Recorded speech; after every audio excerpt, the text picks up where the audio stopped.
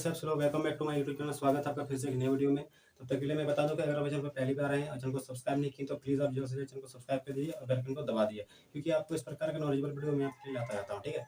और उसका नोटिफिकेशन आपके पास पहुँच सके, ठीक है। तो चलिए वीडियो को स्टार्ट करते हैं बिना देर किए हुए। देखिए आज का जो वीडियो है उस पर हम बात करेंगे क्लास 8 का साइंस और चैप्टर जो है आपका लाइट यानी कि प्रकाश, ठीक है। देखिए प्रकाश क्या है, कह रहे कि light is a form of energy which help us to see an object, ठीक है। यानी कि प्रकाश एक क्या है, तो प्रकाश एक ऊर्जा का रूप है जो हमें किसी वस्तु को देखने में सहायता करता है, ठीक है।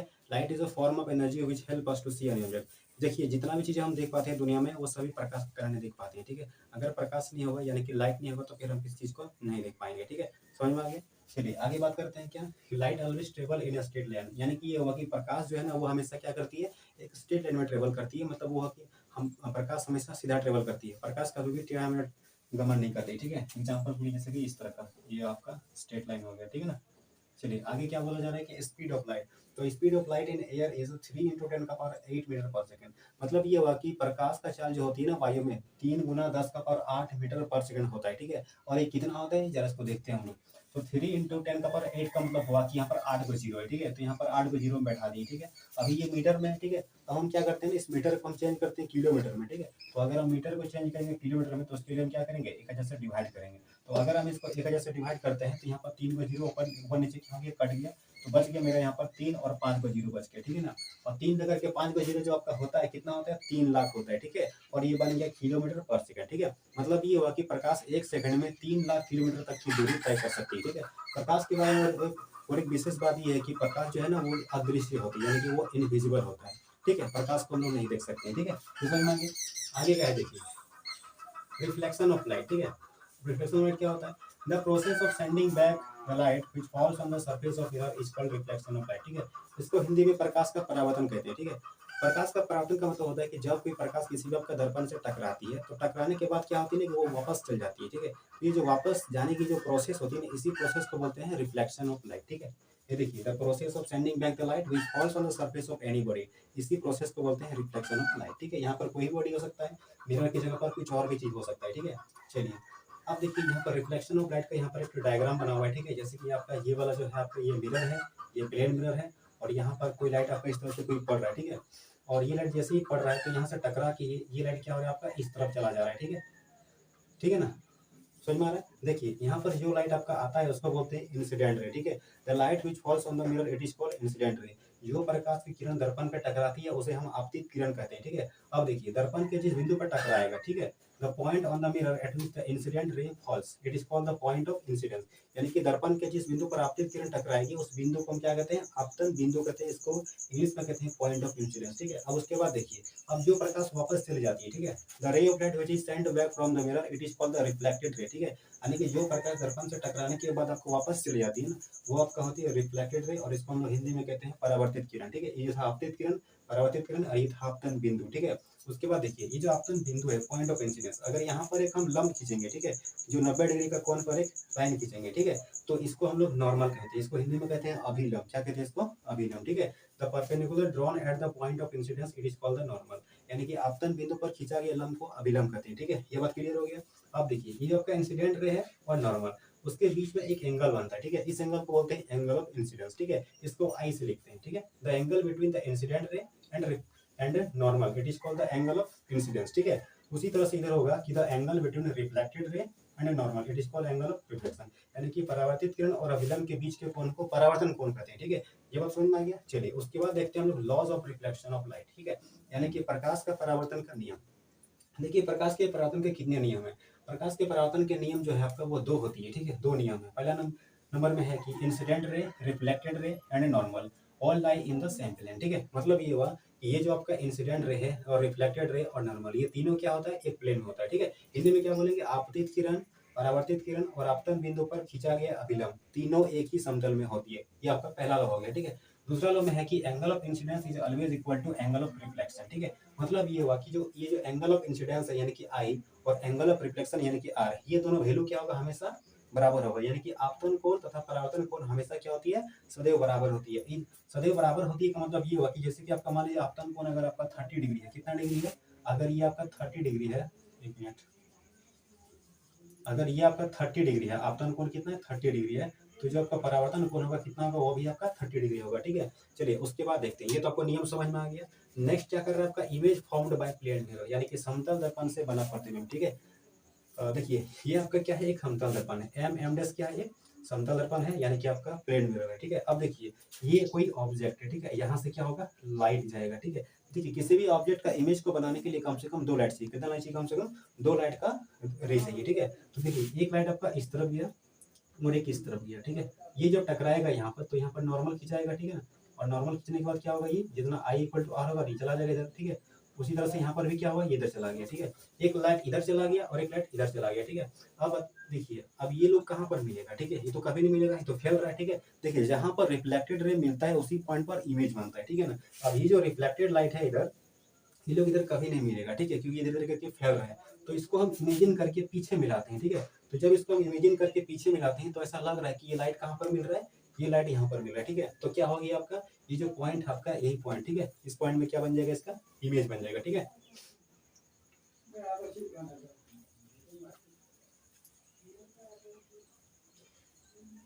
ठीक है, ये पॉइंट क्या बन जाएगा, आपका इमेज बन जाएगा। ठीक है, चलिए अब यहाँ पर बोला जा रहा है कि ये जो समतल दर्पण से जो आपका इमेज बनता है। ठीक है, यानी कि आपका प्लेन मिरर में जो आपका इमेज बनता है उसका कितना प्रॉपर्टी होता है। ठीक है, तो यहाँ पर हम कुछ प्रॉपर्टी लिख के रखे हैं जो आपका क्या होता है, प्लेन मिरर में जो भी आपका इमेज बनता है,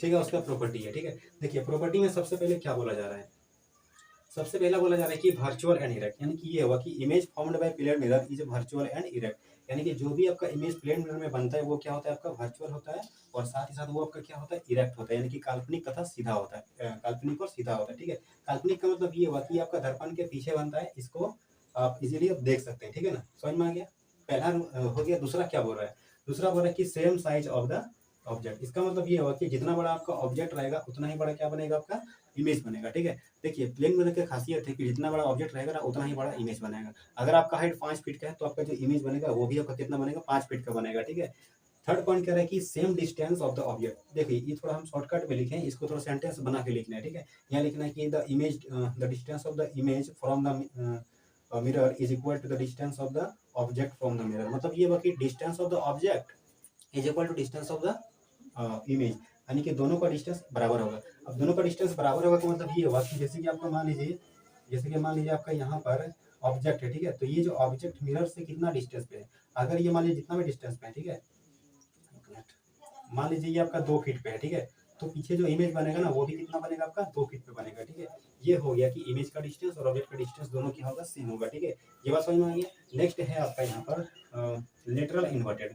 देखिए लेटरल इन्वर्ट का मतलब ये होता है कि प्लेन मिरर की एक खासियत है कि हमेशा ऑब्जेक्ट को क्या करता है ना, वो लेटरली इन्वर्टेड इमेज बना देता है। ठीक है, मतलब ये हुआ कि लेफ्ट का राइट पार्ट बना देता है और राइट का लेफ्ट बनता है। ठीक है, मतलब ये हुआ कि अगर आप किसी प्लेन मिरर में आप देखिएगा, ठीक है, अगर आप अपना दाहिने हाथ खड़ा कीजिएगा तो आपका बायां हाथ दिखेगा। ठीक है, तो यही होता है कि दाहिना का बायां देखना और बायां का दायां देखना, इसको बोलते हैं लेटरल इन्वर्टेड। ठीक है, यहाँ पर लिख दिए हैं लेफ्ट टू राइट और लेफ्ट और राइट टू लेफ्ट। ठीक है ना, समझ में आ गया। चलिए ये तो हो गया आपका लेटरल इन्वर्टेड। ठीक है, अब देखिए एम्बुलेंस जो होता है ना आपका, एम्बुलेंस में कुछ आपका इस तरह से लिखा हुआ रहता है, यानी कि एम्बुलेंस का जो गाड़ी होता है वो आगे में आपका कुछ इस तरह से लिखा हुआ रहता है। ठीक है, देखिए ऐसा लिखा हुआ क्यों रहता है, इस तरह से क्यों नहीं लिखा हुआ रहता है। ठीक है, ऐसा लिख देंगे तो क्या होगा, ऐसा ही क्यों रहता है। ठीक है, देखिए क्या होता है कि जैसे कि आपका अगर गाड़ी में अगर ऐसा लिखा हुआ रहेगा तो क्या है कि देखिए जब आप गाड़ी चलाइएगा, ठीक है, तो आपका जो साइड मिरर होता है, ठीक है, यानी कि गाड़ी के जो साइड में दर्पण होता है ना उसको बोलते हैं साइड मिरर। ठीक है, तो देखिए जो साइड मिरर होगा ना, क्या होगा कि उसका इमेज इस तरह का बन जाएगा। ठीक है, तब क्या होगा कि आप ठीक से पढ़ नहीं पाइएगा। ठीक है, आपको क्या होगा, दिक्कत होगा आपको। ठीक है, मतलब ये होगा कि पीछे से कौन सी गाड़ी अगर आपको समझ में नहीं आएगा, ठीक है, तो फिर आपको पढ़ने में दिक्कत होगा। ठीक है, समझ में आ गया ना, और आप उसको साइड नहीं दीजिएगा। अब क्या है कि अगर पहले से ही इस तरह से गाड़ी में लिखा हुआ रहेगा तो क्या है कि इसका जो इमेज आपका बनेगा ना आपका मिरर में, वो आपका सीधा हो जाएगा, यानी कि उल्टा का क्या हो, इस तरह का इमेज आपका सीधा हो जाएगा। ठीक है, अब इससे क्या है कि आप इजीली इसको क्या कीजिएगा, साइड दे दीजिएगा। ठीक है, ये बात समझ में आ गया। चलिए अब देखिए अगर आप रेड लिखिएगा तो रेड का आपका जो लेटरली इन्वर्टेड होगा वो आपका क्या होगा, तो रेड का आपका कुछ इस तरह से होगा। ठीक है, ऐसे लिखिएगा, सेम दैट। चलिए ए का लिखते हैं तो ए का इस तरह से होगा, बी का ऐसे होगा, सी का ऐसे होगा। ठीक है, तो ये था आपका क्या, लेटरल इन्वर्टेड। ठीक है, देखिए उसके बाद क्या है आपका, उसके बाद आपका नेक्स्ट टॉपिक आपका regular reflection and diffuse reflection. ठीक है, देखिए इसको हिंदी में कहते हैं नियमित परावर्तन तथा अनियमित परावर्तन। ठीक है, अनियमित परावर्तन क्या कहते हैं इसको, अनियमित परावर्तन। ठीक है, देखिए नियमित और अनियमित परावर्तन का मतलब क्या होता है, यानी कि रेगुलर रिफ्लेक्शन और डिफ्यूज रिफ्लेक्शन का मतलब क्या होता है, ठीक है ना। तो वो उल्टा मत करिए, दूसरा मार्कर उठा लिया। ठीक है, ठीक है ना।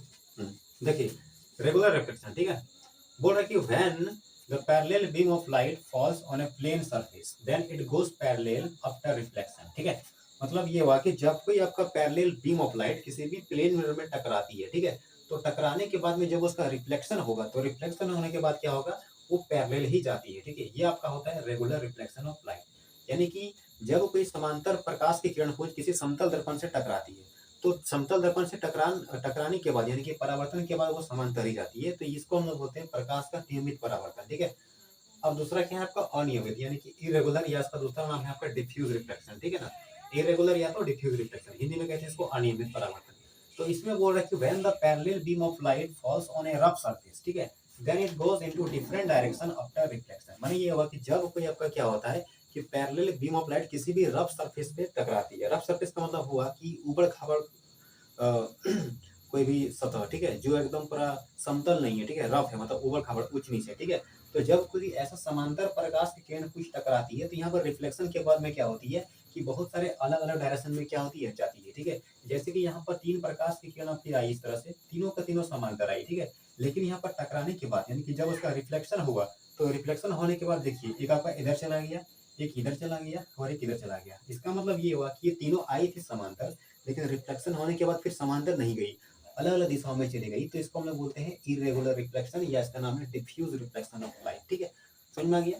चलिए उसके बाद देखते हैं नेक्स्ट टॉपिक क्या है हमारा। हमारा नेक्स्ट टॉपिक है पेरिस्कोप, ठीक है।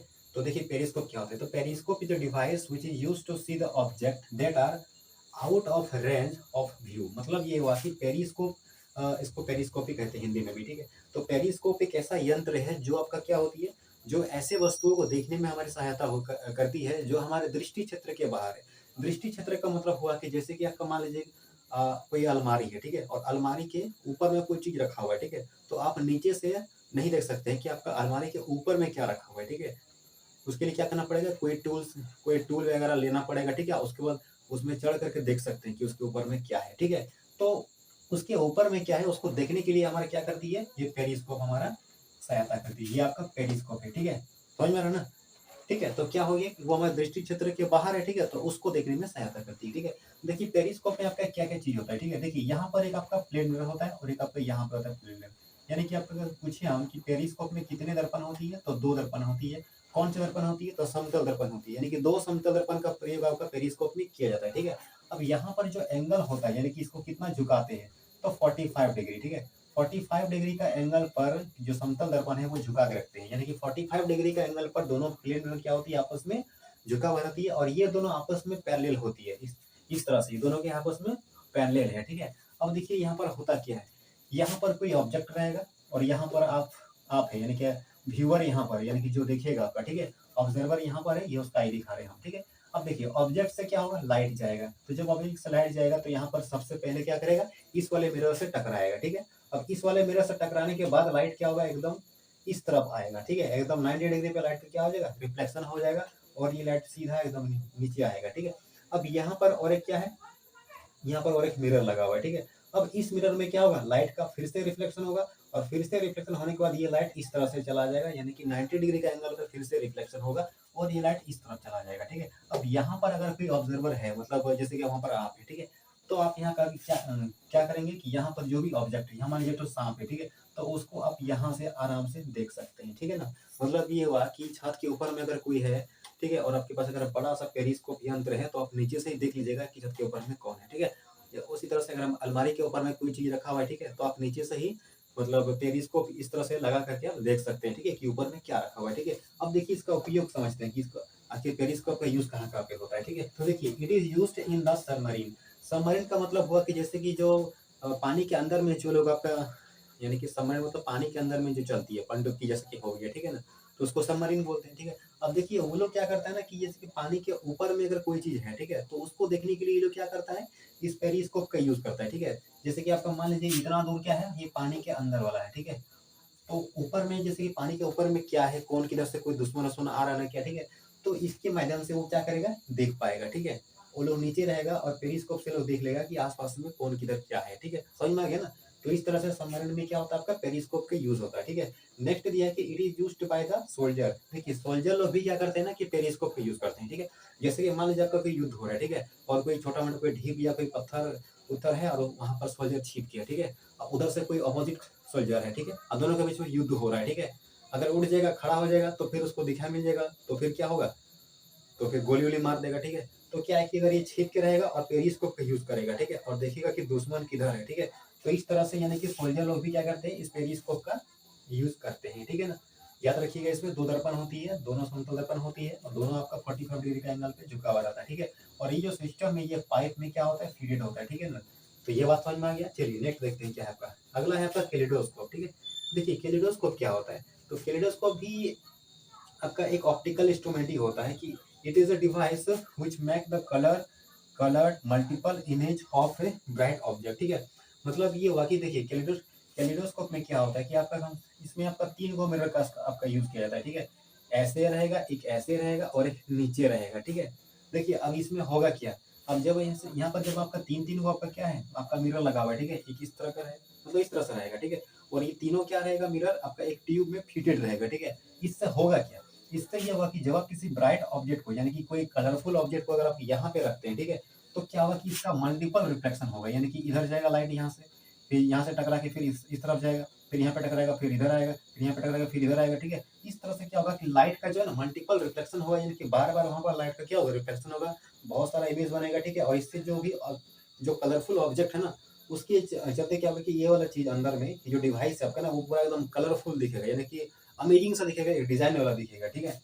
तो ये आपका होता है कैलिडोस्कोप, ठीक है। अब इसका यूज क्या करते हैं, तो it is use for making the toy, इसको जस्ट खाली टॉय के लिए यूज करते हैं, ठीक है। मतलब इस तरह का ये पेरिस्कोप ये कितना हेल्पफुल चीज होता है, ठीक है ना। तो ये वैसे कोनो काम में नहीं आता, ठीक है। बस इससे सिर्फ आपका क्या बनता है, डिजाइन वगैरह बनता है, डिजाइन बनेगा, ठीक है, खिलौना बनेगा, ठीक है, ये सब चीज बनता है। यहाँ पर अगर कोई अच्छा सा रंगीन कोई कलर रख दिए, ठीक है, तो क्या होगा कि बार बार उसका रिफ्लेक्शन होगा, जिसकी वजह से ये क्या होगा, ये जो डिवाइस है जो कैलिडोस्कोप ये पूरा चमकेगा, ठीक है। यही आपका कैलिडोस्कोप होता है, ठीक है। देखिए उसके बाद क्या है आपका सनलाइट, ठीक है। सनलाइट यानी कि सूर्य का प्रकाश, ठीक है। देखिए अगर हम सनलाइट की बात करें ना तो उसका कलर क्या होता है, क्या वो कलर एक ही कलर है जो भी कलर है, या उसमें बहुत सारे कलर मिक्स होती है, ठीक है। देखिए ऐसे जो सनलाइट जो होती है ना वो आपका व्हाइट होती है, कैसा होती है, व्हाइट होती है, यानी कि सूर्य का प्रकाश क्या होता है आपका सफेद होता है, ठीक है ना। लिखा हुआ है कि sunlight is a white light and it is not a single color, it is a mixture of many colors just like 7 colors just like violet, indigo, blue, green, yellow, orange and red, ठीक है। मतलब ये हुआ कि sunlight क्या है आपका वो व्हाइट होता है, ठीक है ना, और वो सिंगल कलर नहीं होती है। व्हाइट जो कलर होती है ना वो एक सिंगल कलर नहीं होती है, जो व्हाइट कलर होती है ना वो आपका 7 कलर का क्या होती है, मिक्सचर होती है। It is a mixture of 7 colour, और ये मिक्सचर आपका ये होती है violet, indigo, blue, green, yellow, orange और रेड, ठीक है। अब देखिए जब किसी हम सनलाइट को क्या करते हैं, किसी प्रिज्म से पास करते हैं, ये क्या है, तो ये एक आपका प्रिज्म है, ठीक है। तो जब किसी प्रिज्म से क्या करते हैं, सनलाइट को पास करते हैं, मतलब ये हुआ कि व्हाइट लाइट को किसी प्रिज्म से जब हम पास करते हैं, ठीक है। देन क्या है कि जो व्हाइट लाइट है ना उसमें आपका 7 रंग होती है, और 7 रंग क्या होती है यहाँ पर डिवाइड हो जाती है इस तरह से, यानी कि 7 रंग यहाँ पर क्या हो जाती है, इस तरह से अलग अलग क्या होती है, बढ़ जाती है, ठीक है। अब ये जो अलग अलग रंगों में जो बढ़ रही है, ठीक है, ये जो होती है आपका ये होती है आपका वेवलेंथ के कारण, क्या होती है, वेव लेंथ के कारण, हिंदी में इसको तरंग दैर्घ्य कहते हैं, ठीक है ना।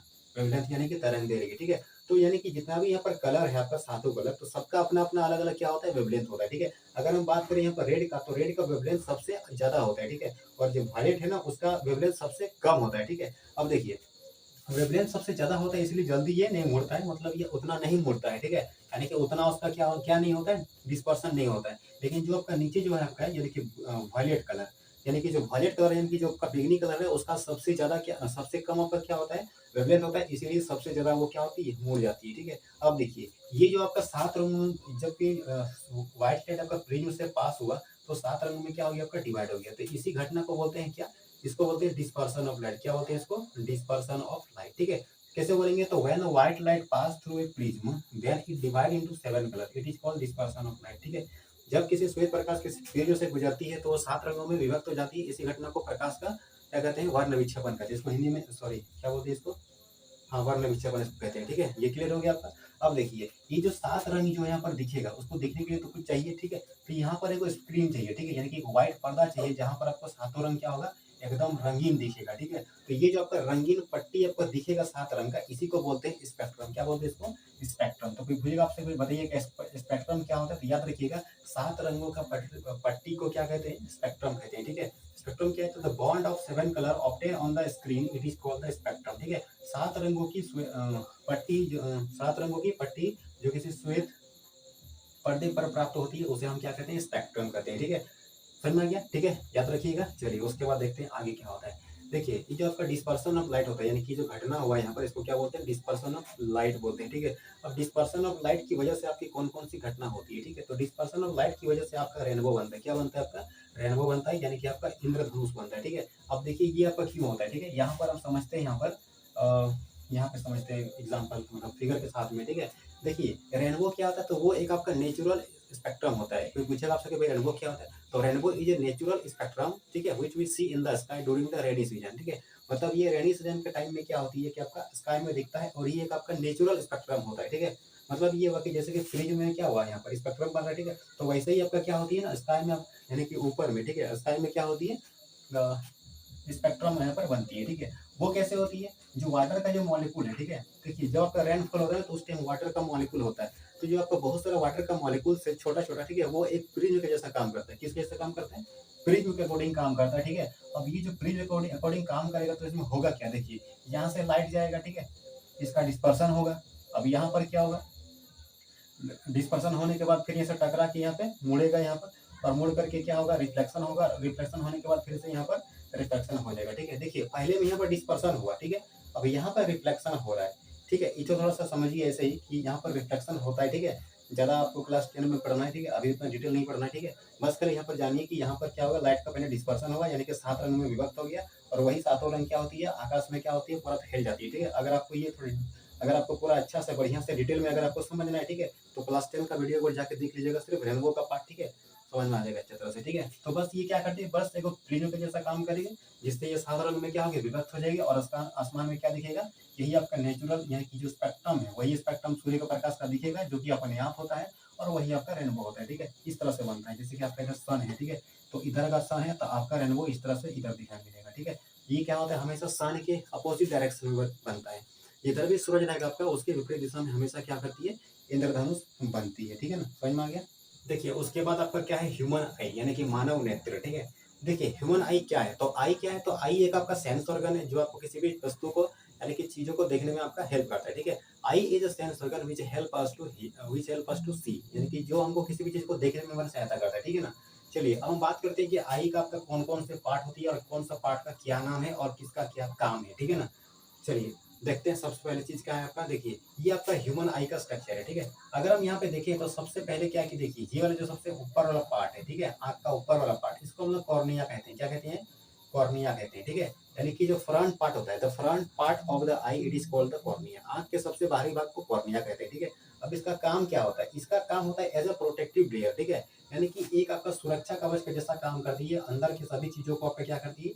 ये आपको प्रोटेक्ट करती है, यानी कि बचाती है। जैसे कि आपका मोबाइल का आपका स्क्रीन गार्ड होता है, ठीक है, वो आपका मोबाइल को क्या करता है? बचाता है, ठीक है, सेव रखता है, ठीक है। मतलब कुछ जैसे कि आपका डिस्प्ले बोर्ड से अगर आपका मोबाइल गिर गया ना, तो आपको डिस्प्ले को टच को खराब नहीं होने देता है, ठीक है। खराब होगा तो आपका ये खराब होगा, ठीक है। तो यानी कि जैसे कि हम अगर आँख को छुए इस तरह से, तो जिसको हम छू पाएंगे, टच कर पाएंगे, वही आपका क्या होता है? कॉर्निया होता है, ठीक है। कॉर्निया के अगर अंदर जाते हैं तो हम देखते हैं कि जो आपका ये वाला पार्ट होता है, इधर से दोनों तरफ से, जो आपका आँख का जो कलरफुल पार्ट होता है, ठीक है, the colourful part of the I, it is called the iris, ठीक है। आँख की जो रंगीन भाग होती है उसको हम लोग क्या बोलते हैं? आइरिस कहते हैं। आइरिस को हिंदी में परितारिका कहते हैं, ठीक है। अब देखिए परितारिका का जो रंग है ना, किसी किसी का ब्राउन होता है, किसी किसी का आपका ब्लू टाइप का भी होता है, ठीक है। अब देखिए ये जो आइरिस है यानी कि परितारिका, उसके बीच में एक आपका ब्लैक होल होता है, जहां पर छोटा सा क्या होता है? छिद्र होता है, जहां पर से क्या होती है ना, लाइट घुसती है, एंटर करती है, गुजरती है, ठीक है। तो देखिए the black hole of the in the iris, it is called the pupil, यानी कि आइरिस के बीच में क्या होता है? कोई छोटा सा एगो देयर इज अ होल होता है, ठीक है। उसी होल को क्या बोलते हैं? पुपिल कहते हैं, ठीक है। देखिए पुपिल में अब अच्छा आइरिस का तो बात आपको बताया भी नहीं कि ये करेगा क्या। देखिए आइरिस क्या करेगा ना कि पुपिल का साइज को ये कंट्रोल करेगा, मतलब छोटा बड़ा करेगा, ठीक है। मतलब कुल मिलाकर अगर हम बात करें तो आइरिस क्या करता है? तो आइरिस लाइट की मात्रा को कंट्रोल करता है, यानी कि आंख में जो प्रवेश करने वाले प्रकाश की जो मात्रा होता है उसको कौन नियंत्रित करता है? तो यानी कि आइरिस आपका नियंत्रित करता है, ठीक है। इसको थोड़ा एग्जांपल के साथ समझते हैं, ठीक है। जैसे कि आप मान लीजिए कहीं बाहर में आप घूम रहे, ठीक है, जैसे कि खुले मतलब जैसे कि आप बाहर में घूम रहे हो तो जहाँ पर धूप है, ठीक है? सूर्य का प्रकाश बहुत अधिक है, ठीक है? तो वहाँ पर क्या है कि प्रकाश बहुत ज़्यादा है तो आपका पुपिल जो है ना वो आपका छोटा रहेगा, ठीक है? इससे क्या होगा कि लाइट आपका बहुत कम-कम घुसेगा, ठीक है? अब देखिए, अब जैसे ही अचानक आप किसी अंधेरे घर में जाइएगा, ठीक है? जहाँ पर कोई टीवी भी देख रहा है, ऐसे रूम में अगर चल जाएँगे, ठीक है? तो क्या है कि देखिए बाहर में आपका पुपिल छोटा था, लेकिन जब आप अंदर जाइएगा ना तो आपका पुपिल भी छोटा है, तो क्या है कि आपको कुछ नहीं वहाँ पर दिखाई देगा मतलब टीवी दिखाई देगा, ठीक है? लेकिन अगल-बगल में जो लोग आपका बैठे हैं, ठीक है? अगर आपका लाइट ऑफ है तो, ठीक है? तो अगल-बगल में जो लोग बैठे हैं ना फिर वो आपको दिखाई नहीं देगा, ठीक है? उसके बाद क्या होगा धीरे-धीरे, धीरे-धीरे कुछ देर के बाद जैसे-जैसे टाइम बढ़ेगा, ठीक है? 2-4 मिनट के बाद में फिर आपको दिखाई देने लगेगा, ठीक है? ऐसा इसलिए होता है ना क्योंकि बाहर में आपका पुपिल क्या होता है छोटा रहता है, ठीक है? लेकिन जब आप तुरंत घुसेंगे तो छोटा पुपिल रहेगा तो लाइट कम घुसेगा, तो उतना इमेज नहीं बनेगा, ठीक है? फिर जैसे ही टाइम बीतेगा 2-4 मिनट के बाद आपका पुपिल फिर नॉर्मल हो जाएगा यानी कि अपने रूम के हिसाब से एडजस्ट कर लेगा, साइज़ बड़ा हो जाएगा पुपिल का, उसके बाद फिर आप नॉर्मल हो जाइएगा, सबको आराम से देख पाइएगा, ठीक है ना?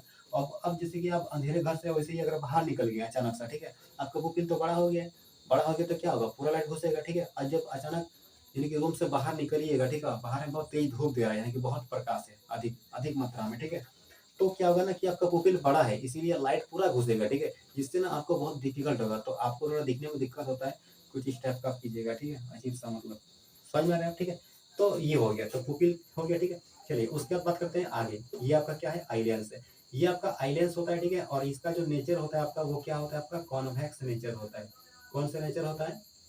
कॉन्वेक्स नेचर हमारे आई लेंस का नेचर क्या होता है तो कॉन्वेक्स नेचर होता है यानी कि इसको उत्तल लेंस कहते हैं ठीक है नेत्र लेंस क्या होती है हमारा उत्तल लेंस होती है ठीक है there is a lens in the human eye it is called the eye lens and it is a convex in nature ठीक है अब देखिए ये क्या करता है तो ये किसी भी ऑब्जेक्ट का इमेज को बनाता है क्या करेगा किसी भी ऑब्जेक्ट को इमेज बनाएगा यानी कि ये उत्तल लेंस का काम क्या होता है तो किसी भी वस्तु का प्रतिबिंब को बनाता है ठीक है चलिए ये तो समझ में आ गया कि प्रतिबिंब बनाता है ठीक है अब ये जो लेंस है ना ये किससे जुड़ी होती है ठीक है तो ये आपका अटैच होता है सिलियरी मसल्स यहाँ पर देखिए दोनों तरफ से क्या है आपका मसल्स है इसको हम लोग सिलियरी मसल्स कहते हैं ठीक है तो बोलेंगे eye lens is connect is attach with the ciliary muscles ठीक है तो अब देखिए ये जो लेंस है ना ये आपका फ्लेक्सिबल होता है ठीक है ये आपका इस तरह से ठीक है इसका शेप क्या होता है चेंज होता है यानी कि ये फ्लेक्सिबल होता है ठीक है कभी मोटा होगा कभी पतला होगा कभी छोटा हो जाएगा ठीक है तो ये जो फ्लेक्सिबल होता है ना ये काम किसके द्वारा होता है सिलियरी मसल्स के द्वारा तो कोई अगर आपसे पूछेगा कि हाँ बताइए लेंस का जो फोकल लेंथ है ना उसको कौन आपका नियंत्रित करता है उसको कौन कंट्रोल करता है तो सिलियरी मसल्स करता है ठीक है